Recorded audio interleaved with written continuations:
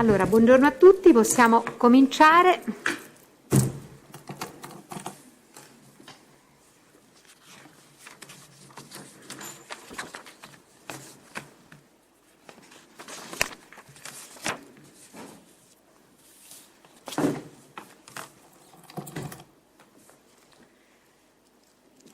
Allora, Senese Michele è detenuto anche per questa causa, presente in videoconferenza.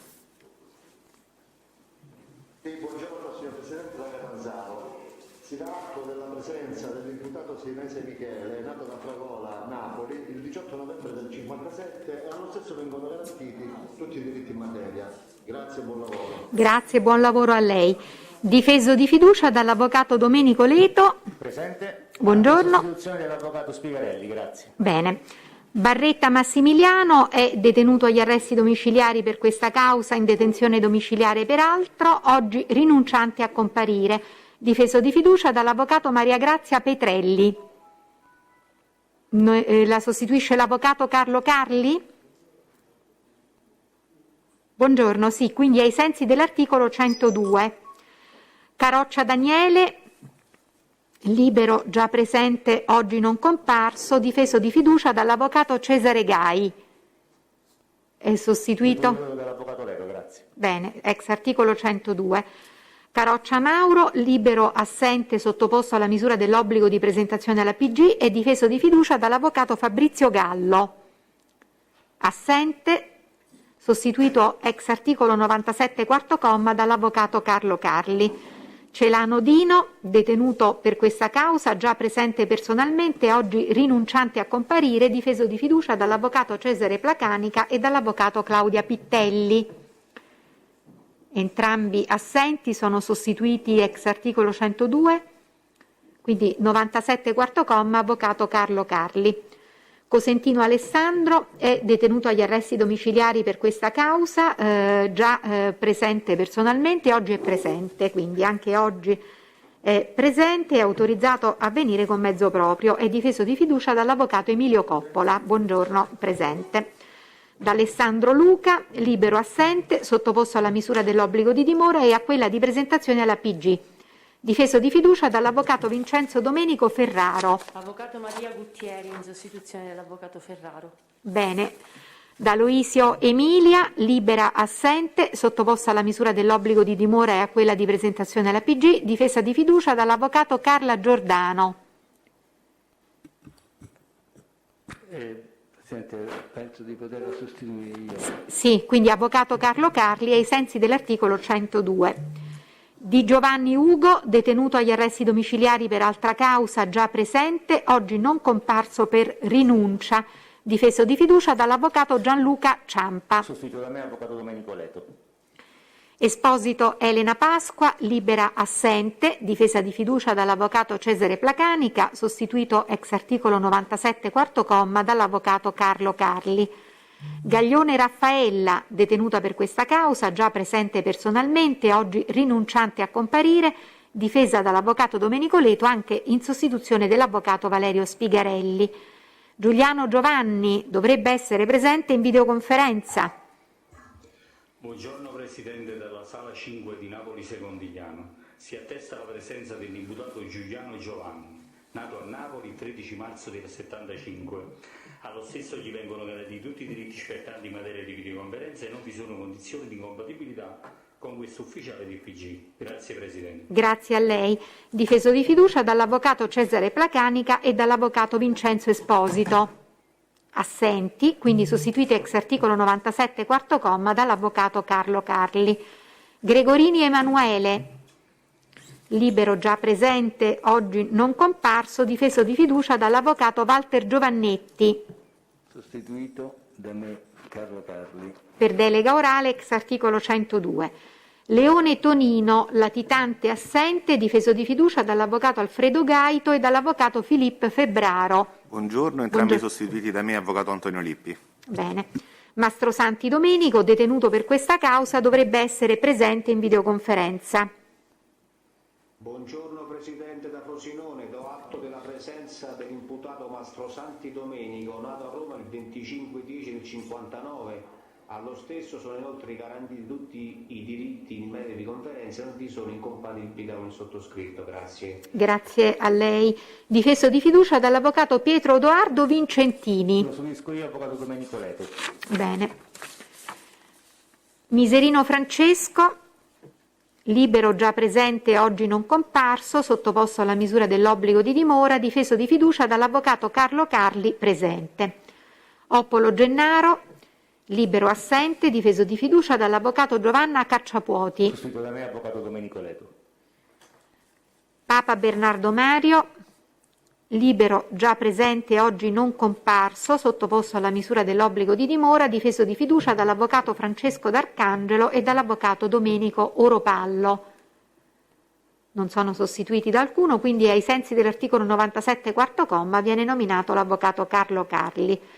Pezzini Emanuela, libera assente, difesa di fiducia dall'avvocato Federico Lugo Boni. Sostituisco sempre io, avvocato Domenico Leto. Piancatelli Lucia, libera assente, sottoposta alla misura dell'obbligo di dimora e a quella di presentazione alla PG, difesa di fiducia dall'avvocato Paolo Barone. Assente, sostituito ex articolo 97 quarto comma dall'avvocato Carlo Carli. Presutti Alessandro, detenuto per questa causa, già presente personalmente, oggi rinunciante a comparire, difeso di fiducia dall'avvocato Gianluca Tognozzi. Assente, non è sostituito da alcuno, quindi 97 quarto comma, avvocato Carlo Carli. Senese Angelo, detenuto agli arresti domiciliari per questa causa, buongiorno, presente personalmente, autorizzato a comparire con mezzo proprio, è difeso di fiducia dall'avvocato Domenico Leto che è presente e dall'avvocato Alessandro De Federicis, buongiorno, che è presente. Buongiorno Presidente, mi scuso ma per un disguido non ho la toga oggi. Non si preoccupi. Senese Vincenzo, classe 77, detenuto per questa causa, dovrebbe essere presente in videoconferenza. Sì, buongiorno Presidente, da Lecce, il detenuto imputato sta arrivando dalla sezione, appena arriva le faccio presente della sua presenza. Va bene. E allora ce lo dice lei, noi intanto andiamo avanti. È difeso di fiducia dall'avvocato Cesare Placanica che è sostituito ai sensi dell'articolo 97 quarto comma dall'avvocato Carlo Carli. Senese Vincenzo, classe 1990, libero già presente, oggi non comparso. Chiedo scusa, quindi libero presente, difeso di fiducia dall'avvocato Domenico Leto e dall'avvocato Alessandro De Federicis, entrambi presenti. Sorrentino Antonio, detenuto anche per questa causa, dovrebbe essere presente in videoconferenza. Buongiorno signor Presidente, le do atto della presenza degli imputati Sorrentino Antonio, nato a Napoli il 2/12 del 63, e Vestiti Giancarlo, nato a Benevento il 19/3 del 68. Agli stessi sono garantiti tutti i diritti in materia di videoconferenza e che tra me e gli stessi non vi sono motivi di incompatibilità. Bene, grazie. Quindi mi scusi, dei due che vedo in collegamento, chi è Sorrentino? Può alzare la mano? Bene, buongiorno. E l'altro è Vestiti. Allora, Sorrentino Antonio è difeso di fiducia dall'avvocato Gennaro Pecoraro e dall'avvocato Carlo Pecoraro. Presente l'avvocato Carlo Pecoraro, buongiorno, anche in sostituzione del secondo. Bene. Vestiti Giancarlo invece è difeso dall'avvocato Mario Marino che è presente. Bene, allora, parte civile, Associazione Nazionale per la Lotta contro le Illegalità e le Mafie Antonino Caponnetto, avvocato Felicia D'Amico. Buongiorno. Leone Antonio, parte offesa, assente. Papa Bernardo Mario, parte offesa, assente. Barretta Massimiliano, parte offesa, assente. Allora, per oggi vi era in programma l'audizione dei testi della lista Vestiti, della lista Sorrentino, più il test Carleo della lista Senese Angelo, Vincenzo classe 90 e Mastrosanti. Da chi vogliamo cominciare? Mi sembra che ci sia un testimone che ha urgenza di andare via. Chi è? Professor Camilletti. Sì, Presidente, allora possiamo... mi scusi, per la posizione di Senese, Angelo e Vincenzo c'è un test che ha 3 domande 3 e poi noi abbiamo finito il testimoniare, quindi ditemi voi, mettetevi d'accordo tra voi, avvocati. Se poi apriamo un file, poi interrompere e aprirne un altro, noi abbiamo una persona e dobbiamo avere 3 domande che l'altra volta non è potuto essere presente. Sono Quindi... 10 minuti, Avvocato Marino, allora introduciamo immediatamente il Carleo di modo tale che poi possono allontanarsi i difensori. Grazie delle Presidente, liste. veramente, tanto se no poi aprire due file diversi diventa un problema. Allora, intanto possiamo introdurre il test. Io avevo bisogno di qualche foglio per gli appunti che ho dimenticato. C'è nella stampante lì? Grazie.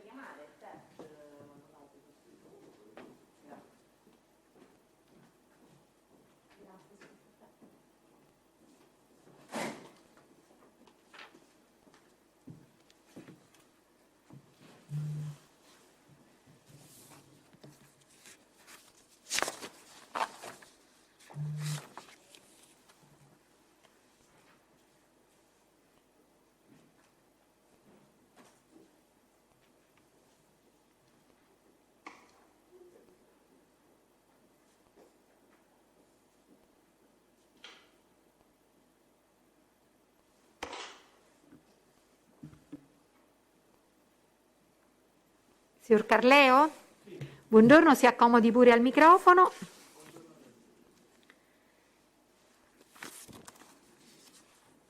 Legga ad alta voce la formula che vede davanti a sé. Consapevole della responsabilità morale e giuridica che assumo con la mia deposizione, mi impegno a dire tutta la verità e a non nascondere nulla di quanto a mia conoscenza. Allora, le sue generalità quali sono? Matteo Carleo, nato a Roma il 30/05/1991. Domiciliato? Via del Fosso dell'Acqua Mariana, 81 euro. Bene, risponda pure alle domande della difesa. Prego, avvocati. Buongiorno, sono l'avvocato Leto per la posizione Angelo e Vincenzo Senese. Chiedo scusa, mi può dire che lavoro svolge? Sono un agente di commercio. Tra l'anno 2015 e 2019 mi può dire che tipo di attività svolgeva e presso quale società? È sempre la stessa agente di commercio presso la RBAN SPA. Per caso tra... Presso la, mi scusi? RBAN SPA. E che società è? Un'azienda che vende cancelleria, prodotti per ufficio, servizi per il lavoro, diciamo. Va bene. Per il vostro portafoglio clienti, per caso c'era anche il ristorante Baffo, via dei Fulvi? Sì, non ricordo con esattezza gli anni, però sì. Certo, era 3. Mi si ricorda per caso chi è il proprietario di quel ristorante? Il signor Mauro. Mauro? Si ricorda? No. Possibile Mauro Carroccia? Possibile, non conoscevo il cognome. Lei per caso in questa attività lavorativa, in questo rapporto commerciale che aveva con il ristorante Baffo, ha avuto occasione di conoscere Enzo Senese? Sì.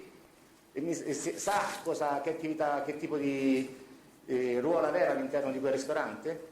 Una sorta di store manager, cameriere, faceva un po' tutto, insomma. Senese Vincenzo, il giovane, classe 90, che vede qui davanti? Sì. Cosa faceva? Una sorta di store manager, gestiva la sala, il ristorante, i rapporti anche con me che mi faceva gli ordini. I pagamenti delle vostre forniture, da chi venivano fatti, se lo ricorda? Questo non glielo so dire perché venivano fatti a corriere, consegnava la mattina, quindi io no.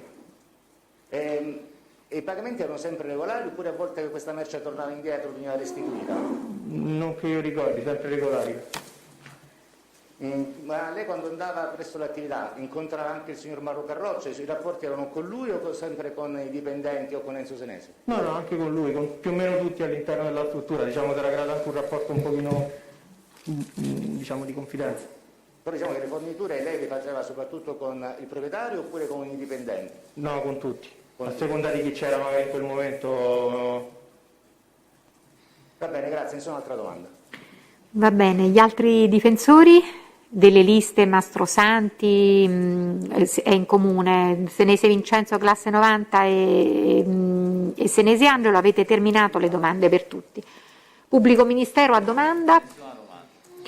Parte civile? Nessuna domanda. Senta, ma che tipo di forniture, voi rifornivate prodotti per ufficio, che tipo di forniture facevate al ristorante? No, anche altri prodotti tipo detersivi, prodotti per le pulizie, tovagliette, queste cose qui. Ho capito. Avete domande da rivolgere? No. Va bene, grazie, può andare. A lei. Buongiorno. Buongiorno. Scusate Presidente, Dica. dalla casa circondariale di Lecce si dà atto della presenza dell'imputato Senese Vincenzo, nato a Napoli il 2/8/77. Allo stesso sono garantiti i diritti in materia di videoconferenza e non vi sono incompatibilità tra l'ufficiale di PG e l'imputato. Bene, grazie. Allora, proseguiamo quindi con, abbiamo detto, il professor Camilletti. Quanti testi ci sono in tutto oggi presenti? Forse 4. Camilletti più altri 3? Sì. Ah, quindi 3 in tutto. Sì. Buongiorno. Buongiorno professore, si accomodi al microfono.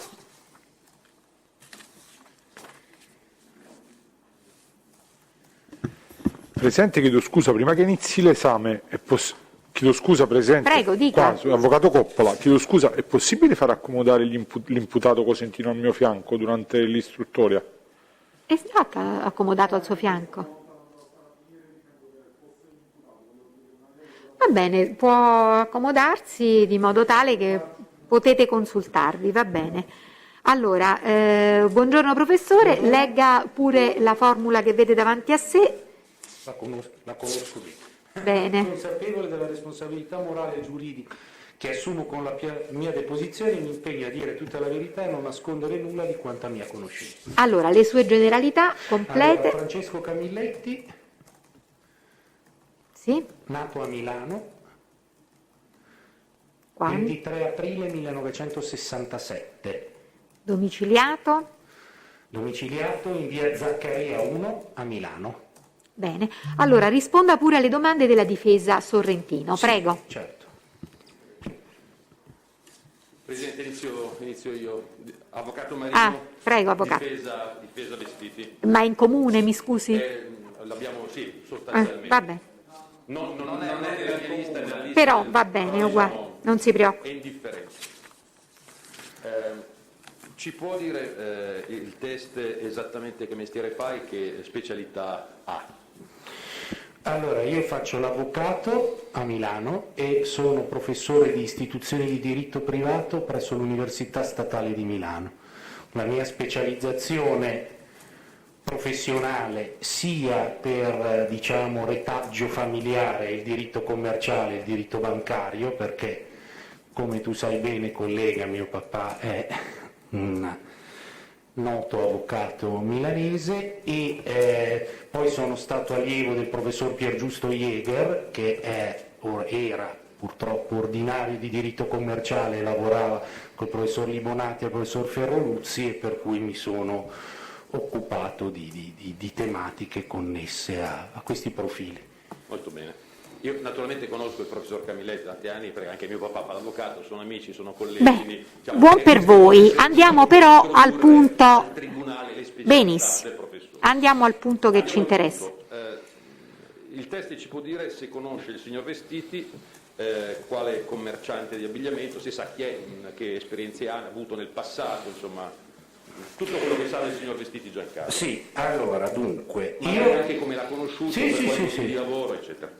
Allora, immagino che la mascherina non la posso togliere. No, quello è un dato certo proprio, non può assolutamente togliere. Allora, dunque, io il Giancarlo Vestiti l'ho conosciuto perché aveva, non mi ricordo se la mamma o la moglie, una causa complessa e impegnativa in tema di fideiussioni, perché era stata data una fideiussione per un importo rilevante a una società di cui Vestiti era amministratore o era comunque titolare, e il signor Vestiti era difeso dall'avvocato Ventruti, che era un avvocato di Monza.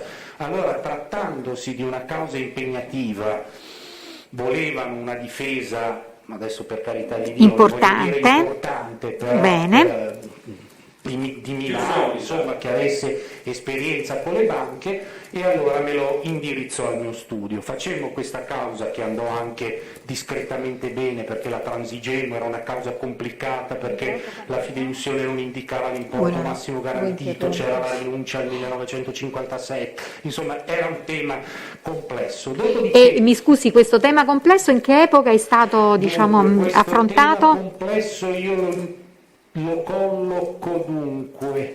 Mi ricordo che io lo sentivo al telefono che ero a vedere la finale del Roland Garros, e quindi poteva essere il 2016, il 2015 o il 2016, ecco, Va bene. in questo periodo qui.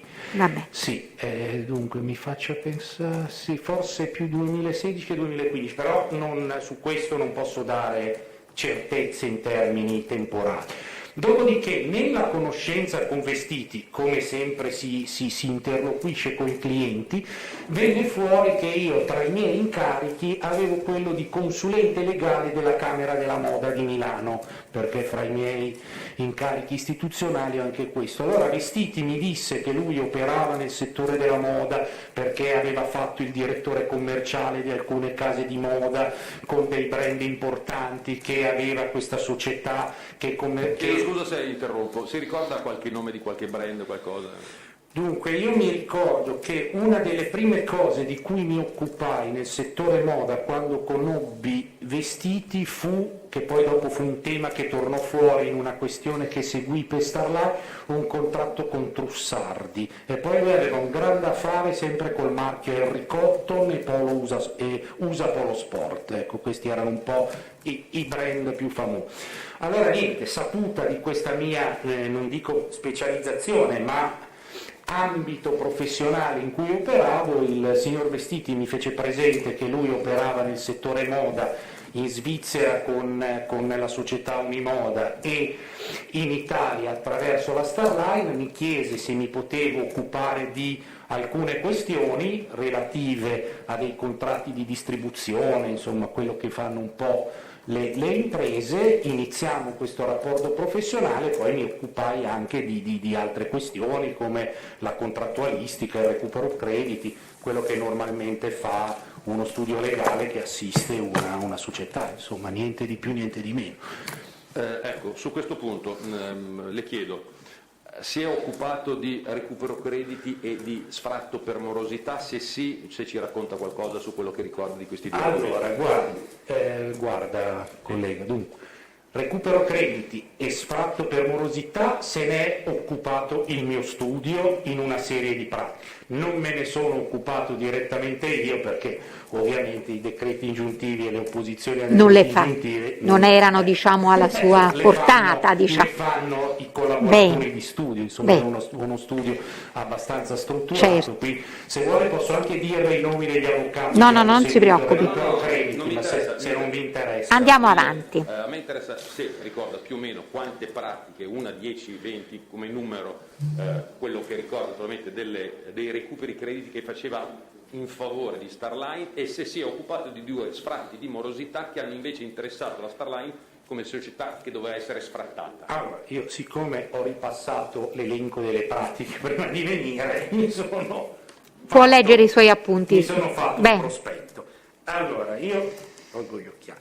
Di recupero crediti in senso attivo e passivo, o meglio, come debitore e creditore, per non dare adito a equivoci, mi sono occupato di Starline Comune di Cambiago, Starline Brand Diffusion, Starline ATC SAS, Starline Princess e Starline Tino Corti. Adesso spero di non aver violato il segreto professionale, perché Per queste dovevate la smania di deporre non forse... No, non c'è problema. È il suo cliente che glielo chiede. Sì, Quindi. però gli altri no.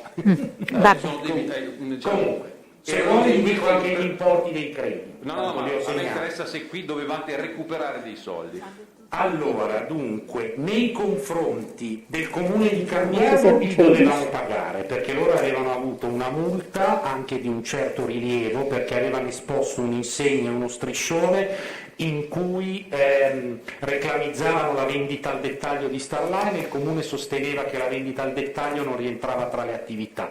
Invece le altre? Brand Diffusion era una causa di opposizione a decreto ingiuntivo in cui la Starline aveva subito il decreto ingiuntivo immediatamente esecutivo per 45.553,76 euro oltre accessori e gli avevano fatto il pignoramento bancario e quindi avevano dovuto osservare il decreto non senza difficoltà, perché mi ricordo che il pagamento dell'importo fu rateizzato e naturalmente poi facemmo la causa di opposizione al decreto ingiuntivo perché loro avevano violato il patto di esclusiva sulla rivendita di determinati prodotti, quindi noi ritenevamo che ci fosse un'eccezione di inadempimento, ma adesso non vi faccio la causa. L'oggetto della causa e gli importi. Sì. Quindi mi chiedo scusa, di che importo era questo debito, questo decreto ingiuntivo? 45.553,76 oltre accessori, per cui ci metta le spese legali, le spese di precetto, l'aumento della metà del pignoramento, andavamo intorno ai 60-62.000 euro. Insomma. Quello del comune? No, questo era meno, quello per cui per quello del comune era credito attivo, questo è passivo, era debitore. Le altre invece erano cause di recupero crediti attive. Per che importi quindi? Allora, la ATC SAS il credito era di 20.784 euro, nei confronti della Princess erano 59.292 e nei confronti della Tino Corti era 60.000 euro. Che dovevate recuperare? Che avremmo dovuto recuperare, sì. Adesso possiamo parlare invece degli sfratti per morosità che la Starline ha subito. Sì, allora, la Starline qui è una vicenda molto complessa perché poi si innesca la causa di risarcimento danni, quella importante per i lavori che hanno fatti male, che determinarono il crollo della palazzina dove era la sede della Starline. La Starline aveva un contratto di locazione per i suoi uffici, il suo capannone, con l'immobiliare Pignone, che è una società immobiliare di Milano, e non pagava il canone. Sì. Quindi gli fu fatto lo sfratto per morosità, ci opponemmo a un primo sfratto, anzi forse il primo sfratto sanammo la morosità, adesso di questo tema preciso non mi ricordo. Poi fu fatto un secondo sfratto, sì mi ricordo, che opponemmo perché l'immobiliare Pignone doveva consegnare la palazzina e i capannoni, ovviamente in linea con gli obblighi del proprietario, funzionale all'uso a cui era destinato. Invece erano stati fatti male i lavori di ristrutturazione che spettavano al proprietario, tanto che ci fu il cedimento di una soletta che determinò il crollo dell'ufficio al secondo piano, non c'era il certificato antincendio, una vetrata era stata montata in modo non corretto, adesso i dettagli tecnici giustamente non vi interessano, per cui facemmo l'eccezione di inadempimento dicendo che il canone non era dovuto perché andava in compensazione con i danni e chiedemmo il risarcimento dei danni eccedente il canone compensato. E queste sono le cause di cui si occupa. Esatto. Allora, adesso le faccio un'altra domanda. Per i dati di sua conoscenza, quindi il recupero credito, la conoscenza degli amministratori, ci può dire la situazione economica della Starline, cioè stava bene, guadagnava, perdeva, aveva difficoltà finanziarie, per quello che sa direttamente? Allora, premesso che io non mi sono mai occupato dei bilanci della Starline perché non è il mio mestiere, io li ho sempre percepiti come un cliente asfittico, nel senso che mandavo le fatture, i miei preventivi di specifica e farsi pagare bisognava fare i salti mortali e oltretutto ti lucravano ascolti, guardate che qui in base all'onorario l'importo del mio onorario è 2.147 euro, professore non ci può fare 2.000, cioè arrivavano a chiedere i 100 euro di sconto, per cui sicuramente non era uno di quei clienti che per l'importanza delle pratiche, la solvibilità nel pagare le parcelle fanno la felicità di uno studio legale, ecco, questo lo escludo nella maniera più sempre se conosce fatti di sua conoscenza oggettivi, quindi non le chiedo giudizi, ma per fatti, cioè avevano i soldi ed erano taccagni o non avevano i soldi e quindi erano tirati? Beh, diciamo che questa è una domanda ai limiti dell'ammissibilità, la possiamo riformulare in questi termini. Aveva contezza di una società con delle potenzialità economiche o con delle risorse attive, ovvero non aveva questo sentore? Io voglio dirle questo, non sono in grado di formulare giudizi prognostici retroattivi.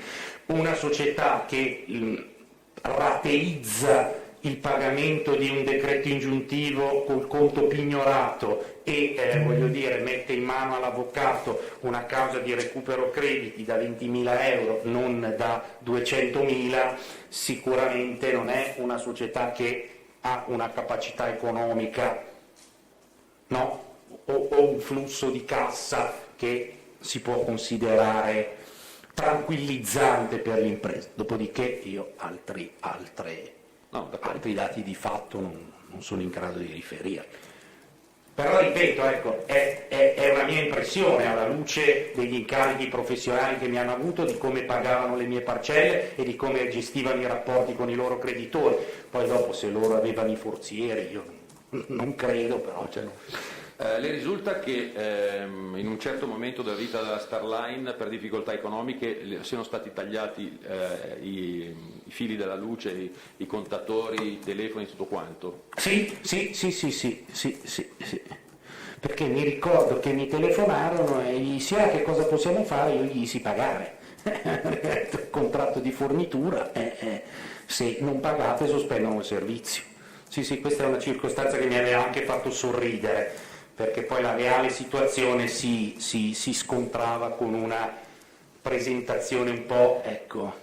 Cioè tendevano a fare sì, ma poi non ce n'avevano. Sì, insomma, erano personaggi molto, molto pittoreschi nell'esternare, un po' la napoletana, molto miseria e umiltà, ecco, per intenderci, se uno ha visto il film di Totò. Molto bene. Allora, le chiedo se conosce il dottor Tonino Leone. Sì, lo conosco. Ci può dire qualcosa del suo rapporto professionale? In realtà io lo conosco telefonicamente per scambio email, perché non l'ho mai visto. Tonino Leone mi risulta essere stato, perché adesso non è più lui, è il dottor Boucher, il presidente o comunque il legale rappresentante della Unimoda SA, che è una società svizzera. E le hanno chiesto pareri, consulenze, sì, pratiche, se ci può dire qualcosa, senza arrivare naturalmente perché tra Unimoda e Starline c'era un legame professionale molto, molto stretto, perché Unimoda è una società che ha, possiamo dire in pancia, alcuni marchi relativi al settore moda registrati a suo nome, per cui diciamo che questi marchi venivano adesso dire commercializzati forse è sbagliato, licenziati tramite Starline e sui prodotti che poi Starline commercializzava. Poi, come sempre succede nei rapporti professionali, si inizia da A e non dico che si arriva a Z, ma si arriva ad H, perché poi dopo, quando avevano altre questioni in Italia, mi sono occupato anche di altre questioni, hanno avuto una transazione per una causa di danni che gli ho seguito io. Ma su questo diciamo non mi interessa. Se risulta di sua conoscenza il fatto che Unimoda abbia dei negozi di abbigliamento in Svizzera? Io questo non lo so. Se hanno vendita al dettaglio non lo so, questo onestamente non lo so. Un'ultima domanda, poi ho finito. Se le risulta quanto fatturava più o meno Starline all'anno? Sì, Starline secondo me aveva un fatturato tra i 2 e i 3 milioni all'anno. Quindi diciamo 250.000 euro al mese? Sì, circa, sì. Questo poteva essere il... Perfetto. Nessun'altra domanda, Presidente, grazie. Avvocato Pecoraro, mi scusi, aveva un fatturato tra i 2 e i 2 e i 3 milioni all'anno. I 3 milioni all'anno. Sì. Starline. Avvocato Pecoraro, prego. Sì. Buongiorno, avvocato Carlo Pecoraro per la difesa di Antonio Sorrentino. Senta, ha detto che vi era un rapporto contrattuale fra Starline e Unimoda per la licenza per l'utilizzo di alcuni marchi di Unimoda. Ci può precisare meglio questa circostanza? Ricorda qual era il contenuto di questo accordo? Il contenuto di questo accordo era che Unimoda, attraverso il signor Vestiti e il signor Sorrentino, come si dice, forniva la consulenza a Starline per la commercializzazione dei prodotti marchiati con i marchi di proprietà Unimoda. In realtà poi mi sembra che in questo contratto Vestiti avesse anche la funzione di, adesso voglio dire in senso tecnico, direttore generale, però si occupava a largo spettro delle questioni, e invece Sorrentino, se non mi ricordo male, aveva la funzione di consulente in materia, possiamo dire, tecnica, di disegni, dei prodotti, di queste cose qui. E poi c'era ovviamente la commercializzazione dei prodotti, perché ovviamente poi Starline rivendeva e quindi bisognava che fossero fatti dei contratti di distribuzione con cui Starline rivendeva al distributore utilizzando i marchi registrati a nome di Unimoda. Ecco. Quindi da un punto di vista contrattuale, non le chiedo di scendere poi nel dettaglio fattuale perché chiaramente lei si è limitata all'analisi e alla redazione di atti, da un punto di vista contrattuale Sorrentino e Vestiti a quale delle due società appartenevano? Erano una risorsa di quale società? Erano di Starline o di Unimoda? Per quel che ricordo io e per come ho gestito io il rapporto trilaterale, la loro attività era a favore di Starline, ma credo, e credo di non sbagliare, ma posso andare a rivedere la contrattualistica, il pagamento delle loro spettanze avveniva da Unimoda, anche perché mi sembra di ricordare, ma anche qui credo di non sbagliare, che quantomeno Vestiti originariamente fosse alle dipendenze di Unimoda o comunque avesse un rapporto di collaborazione professionale con Unimoda che è proseguito attraverso il distacco a Starline, cui Unimoda faceva la consulenza nel settore moda perché Starline come neofita aveva necessità di entrare nel mercato, commercializzare i marchi. Sì. Insomma, un po' E questo valeva solo per Vestiti o anche per Sorrentino? Questo valeva anche per Sorrentino, perché mi risulta che anche Sorrentino fosse pagato da Unimoda, adesso non vorrei sbagliare, ma credo di non sbagliare. Ricorda quanti contratti regolavano questa vicenda fra Unimoda e Starline, quindi somministrazione, fra virgolette, delle risorse Sorrentino e Vestiti, certo, nonché licenza d'uso di marchio? C'erano 2 contratti. Due contratti nel senso, uno che oggetto aveva? Dunque, uno aveva ad oggetto la consulenza che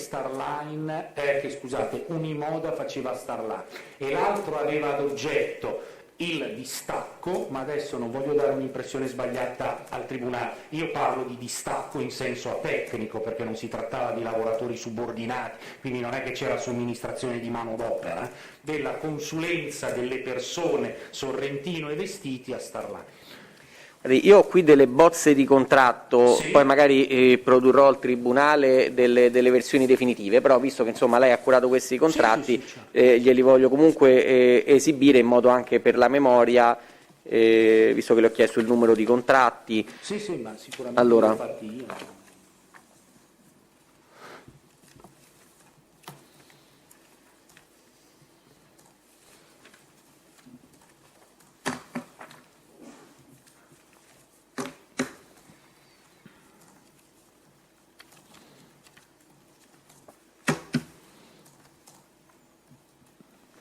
il pubblico ministero, non so se vuole.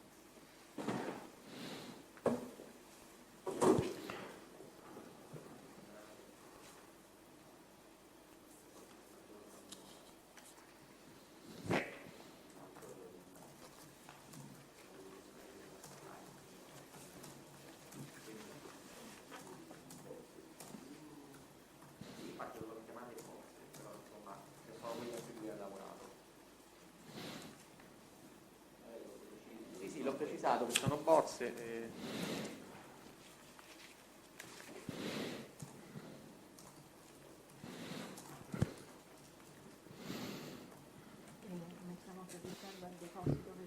Ora vediamo, glieli mostra, poi vediamo che dice. Bozze di contratto. Sì, sì, assolutamente le ho fatte io. Non c'è discussione.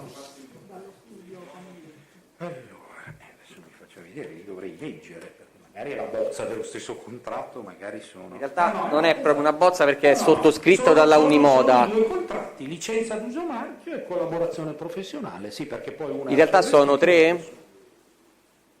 Unimoda... Sì, sono 3 materialmente, però in realtà uno è di Vestiti e uno è di Sorrentino. Esatto, era solo per precisare. Sì, sì, comunque le schede negoziali sono 3. Sì, sì. Ok. Oltre a questa contrattualistica, sì. Diceva che ha curato anche altre attività per la Unimoda, sì, cosa sì. in particolare? Allora, ho curato la registrazione di un marchio, anzi o meglio l'estensione della registrazione di un marchio all'Ufficio Brevetti Europei, e poi ho curato il risarcimento danni, una transazione per un risarcimento danni causato da un asserito inadempimento contrattuale per mancanza di pagamento delle royalty, poi dopo si Ma questo per conto di chi? Di Unimoda. Di Unimoda. Sì, sì. Alla Unimoda come è arrivato lei professionalmente? Alla Unimoda sono arrivato sempre tramite Vestiti e sempre tramite il discorso della mia collaborazione con la Camera della Moda. Quindi da quel che a lei è risultato, la Unimoda aveva un'attività effettiva di commercializzazione? Freghete, non credo che mi facesse pagasse l'avvocato e mi facesse fare i contratti per fare delle cose finte. Sì. Beh, aveva anche dei marchi, aveva delle azioni di risarcimento, insomma, quindi si trattava di riflessi di un'operatività. Per carità, la mente umana è capace di gorghi inespugnabili, però che uno registrasse all'Ufficio Brevetti Europei un marchio per finta, non lo so, poi dopo per carità, queste sono valutazioni che non spettano a me, ci mancherebbe. Va bene, non ho altre domande. Quindi avvocato intende produrre quei contratti che ha mostrato? Sì, li produco soltanto perché li ha riconosciuti. Sì, ma sono contratti o sono bozze di Allora, contratti? preciso che in realtà sono i contratti sottoscritti dalla Unimoda e inviati alla Starline, quindi la Starline, come spesso capita in queste pratiche commerciali, la Starline invia il contratto firmato da se stesso alla Unimoda e la Unimoda lo restituisce firmato dal rappresentante della Unimoda, quindi c'è la sola firma dell'Unimoda, non anche del rappresentante della Starline, però chiaramente proviene da Starline. E quindi la difesa chiede prodursi 3 contratti recanti la firma dell'amministratore di Unimoda? Sì, però Presidente, mettiamolo bene, non sono contratti conclusi, c'è la firma solo di uno. Sì, recanti la firma dell'amministratore di Unimoda, giusto? Sì, ma per dell'amministratore di Unimoda. Comunque il test ce li ha riconosciuti come quelli da lui redatti. Come quelli che ha lui preparato per conto della... per precisione, per non dare adito a dubbi, della Starline li ha preparati, no? Ho preparato la scheda contrattuale che riconosco. Sì, per conto di chi l'ha predisposta? L'ho predisposta per conto di Unimoda. Ah, di Unimoda. Esatto. Dopodiché, se poi Unimoda ha firmato per accettazione, l'ha rinviato a Starline e il contratto si è giuridicamente concluso 1326, io non sono in grado di dire. In ogni caso si tratta di contratti. Ho mandato il contratto, ho ritenuto esaurito il mio punto. Si tratta di contratti che recano la firma del legale rappresentante di Unimoda e che sono stati predisposti dall'avvocato Camilleri. Quindi, Camilletti, mi scusi. Li do al Tribunale? Sì, quindi può consegnarli grazie a voi. Aspetta un attimo. Tanto verrà poi sentito anche il legale rappresentante di Unimoda, ci dirà se hanno ricevuto il contratto dalla Starline. La difesa chiede di produrre i detti contratti, ci sono opposizioni da parte del pubblico ministero, il Tribunale acquisisce prendendo atto che essi recano la sottoscrizione del legale rappresentante di Unimoda, vediamo un attimo, no, in realtà sembrerebbe il legale rappresentante di Starline Moda qui, Cirillo Giovanni. Lo vuole riguardare? Sì. No, c'è anche il timbro Unimoda, forse uno di questi. Belleggio verso un sano ribrandimento. Questo è Starline. Ah, perché io ho visto solo il primo. Questo è il primo. Il primo è firmato da Unimoda. No, questo è il primo. Quello che ho visto io è firmato solo da Unimoda. Vabbè, allora vediamo, lo dico io, va? Così diciamo, evitiamo qualsiasi confusione. I detti contratti, in numero di 3, recano il primo, la firma di Starline Moda in persona di Cirillo Giovanni.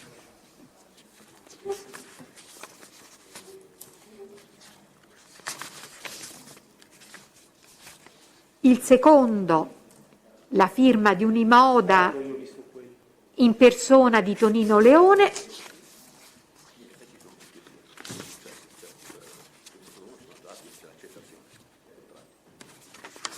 Ed il terzo, la firma di Unimoda in persona di Tonino Leone. Quindi il Tribunale acquisisce agli atti. Non ha altre domande, Avvocato No, Pecoraro? Non ho altre domande, grazie. Bene, grazie a lei. Il Pubblico Ministero ha domande da rivolgere? Nessuna domanda, Presidente. No, aspetta. No, neppure la parte civile. Parte civile non ha domande. Avvocato Lippi, vedo per la difesa sì. Leone, prego. Professore, buongiorno.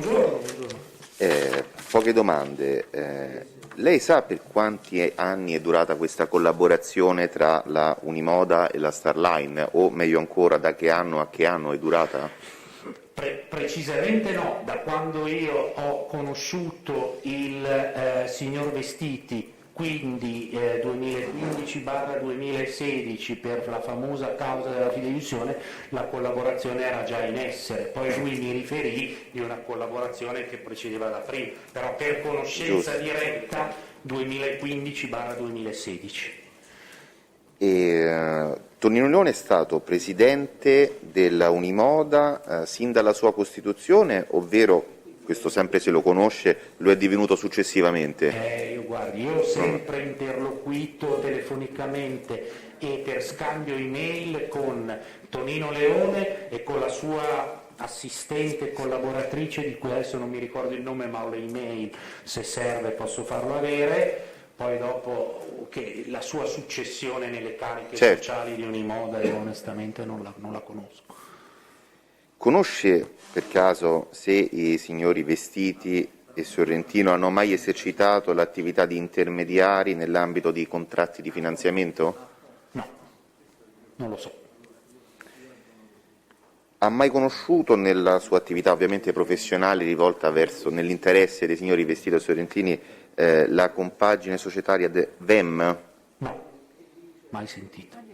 Quindi ha mai avuto conoscenza di una cessione del credito verso la Starline del 30 novembre 2017 in forza della quale la Starline diveniva creditrice verso la società VEM dell'importo di 344.000 euro? No, non è una pratica di cui mi si è occupato lo studio, altrimenti... Non ho altre domande, grazie. Un fascicolo e un importo di 340.000 euro, non sarei ricordato. Gli altri difensori hanno altre domande? Prego, Avvocato Una Coppola. domanda, Avvocato Coppola, nell'interesse di Cosentino. Buongiorno, professore. Sì, Volevo chiedere, nel corso della sua attività professionale di consulenza a seguito della Starline, ha mai sentito della società ITB? Scusi? Della società ITB? No. Quindi non le è mai stato commissionato una messa in mora, un decreto ingiuntivo? Le pratiche non le ho mai sentite. Ok, grazie, non ho altre domande. Va bene, vuol chiudere l'esame, Avvocato Marino? Sì, grazie Prego. Presidente. Solo a seguito delle domande dei colleghi mi è venuto in mente questa cosa. Prego. Professore, per quanto riguarda, visto che la società, c'era una società svizzera che si occupava di questa, la sua esperienza di diritto bancario, le risulta che la Svizzera abbia aderito al trattato ECOFIN sugli scambi automatici delle informazioni con le autorità italiane? Se sì, da quando? Allora, ECOFIN è una definizione atecnica, perché ECOFIN è un'istituzione comunitaria del Consiglio Economia e Finanza. Se lei intende dire che la Svizzera ha aderito al trattato sullo scambio di informazioni bancarie, sulla trasparenza bancaria e finanziaria, sì, ha aderito prima relativamente alle persone giuridiche e poi relativamente anche alle persone fisiche. La ringrazio per la spiegazione più tecnica, se mi dice anche l'anno, se se lo Sì, ricorda. perché nella vulgata è trattato Ecofin, ma è sbagliato. Sì, no, ma Vabbè, comunque, niente. perdonerà la vulgata. Niente. Dunque, nel 2017, sì, 2016 o 2017, comunque siamo intorno a quegli anni lì. Quindi, insomma, se uno vuole avere delle informazioni bancarie su una società svizzera, basta, cioè l'autorità giudiziaria, naturalmente, dal 2017 le chiede e gliele danno. Vabbè, certo, se gliele chiedo io no, se gliele chiede un giudice sì, ma credo anche un'altra istituzione. No, certo. Grazie professore, non nessun'altra domanda. Va bene. Grazie, può andare professore, grazie. Grazie, Buongiorno, buon lavoro a lei. Allora, introduciamo l'altro testimone. Sì. Sì. Cosentino. Sì, e poi perché quantomeno ci vuole l'intervallo di una sedia e poi ci fanno distinzioni con Senese Angelo e Senese Vincenzo che si li ha fatti accomodare ai lati e non hanno nulla obiettato. Ecco. Questo è vero, ma loro hanno, lui è parte offesa con riguardo a questi due imputati, quindi può chiedere all'avvocato delle domande da fare.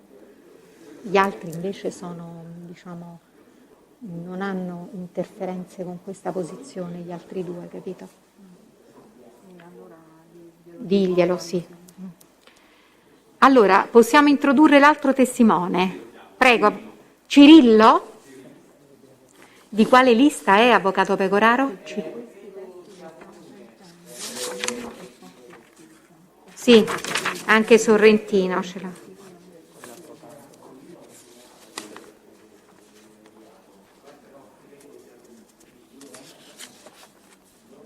Buongiorno signor Cirillo, si accomodi al microfono.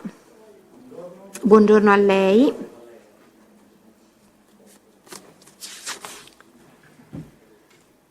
Presidente, credo che Cirillo sia 210, in riferimento ai capi 18 e 19. Sì. Allora, in questo momento non ritrovo il decreto che dispone il giudizio, quindi i capi 18 e 19 prevedono una posizione del Cirillo che è stata separata? Sì. È stata separata, ma perché c'è un rinvio a giudizio o è stata... Si procede separatamente. Si procede separatamente. Sì, allora lei, intanto le sue generalità quali sono? Cirillo Giovanni, nato a Napoli il 2277. Sì, domiciliato? In via Giardino numero 11, Melegnano. Ho capito, quindi lei sostanzialmente è stato per un periodo, è il Cirillo Giovanni che per un periodo è stato amministratore della società Starline Moda SRL e allora poiché la sua posizione è connessa a quella degli imputati per i quali si procede e nei suoi confronti si procede separatamente, lei non ha l'obbligo di testimoniare. Ha facoltà di non rispondere ed in ogni caso ha diritto ad essere sentito con l'ausilio di un suo difensore. Io sono senza difensore, magari non lo so. Intanto si tiri sulla mascherina. No, infatti lo volevo dire questo, poiché io devo essere operato al setto nasale perché ho un serio problema ai turbinati, se potevo tenere così se no non respiro. L'avevo già avvisato agli avvocati. Però tenga un pochino più su. Così, non si può. E si tenga anche distante un pochino dal microfono che poi sarà utilizzato da altre persone. E senta, ma lei intende avvalersi della facoltà di non rispondere, intende rispondere, venire con un suo avvocato ad una prossima udienza, altrimenti gliela nominiamo d'ufficio? Magari me ne può assegnare anche uno d'ufficio adesso. Quindi vorrebbe rispondere, si ritiri su bene, vorrebbe rispondere però con l'ausilio di un difensore d'ufficio. Ora non so se l'avvocato Carlo Carli che non ha delle situazioni di incompatibilità nelle difese che ha assunto oggi, perché le uniche situazioni incompatibili, aiutatemi a ricordare, sono quelle di Vestiti, Sorrentino e Leone con riguardo a questa vicenda, che sono coperte da altri difensori. Quindi se vuole possiamo nominare l'avvocato Carlo Carli d'ufficio e si può procedere oggi, quindi lei ha la facoltà di non rispondere. E invece che cosa vuole fare? Vuole rispondere alle domande che le verranno rivolte? Sì. Sì, intende dei rispondere. fatti che sono a conoscenza. Per quello di cui Per lei è a quello che io sono a conoscenza. conoscenza. Va bene, allora prego avvocati. Presidente, mi scusi, ma a me non mi hanno mai Intanto notificato niente. Non è questa la sede per verificarlo, lo verificherà con un suo avvocato eventualmente in altra sede. Intanto l'abbiamo tuttavia informata di questa sua posizione e in ogni caso lei vuole rispondere alle domande che le verranno rivolte, mi sembra, giusto? È così? Allora, prego avvocati. Inizio io, Presidente, come prima. Sì. Allora, signor Cirillo, innanzitutto se ci dice lei chi è, che lavoro fa, che attività lavorativa ha svolto prima di andare in Starline, come è andato in Starline e cosa faceva in Starline. Gliel'ho messo tutto un po' insieme in modo tale che possa risponderci nella maniera più semplice possibile. Io sono un commerciante di abbigliamento da oltre 25 anni e prima di Starline avevo parte delle mie aziende, ma avevo anche degli showroom nel centro ingrosso moda a Milano. Nasco come agente di commercio e distributore di brand a livello nazionale, tipo l'Artigli, la Sorbino e tanti altri. Per un periodo di tempo ho fatto ingrosso, dove proprio la Starline erano miei clienti. Tanto è vero che la Starline più o meno io facevo la stessa attività della Starline, compravo e rivendevo e nello stesso tempo gestivo anche delle aziende come rappresentante. Ecco, su questo, scusi se la interrompo, vorrei che lei precisasse bene appunto quello che faceva adesso prima di andare in Starline, che se aveva linee di credito è esattamente quello che faceva. Avvocato Carlo Carli, dica.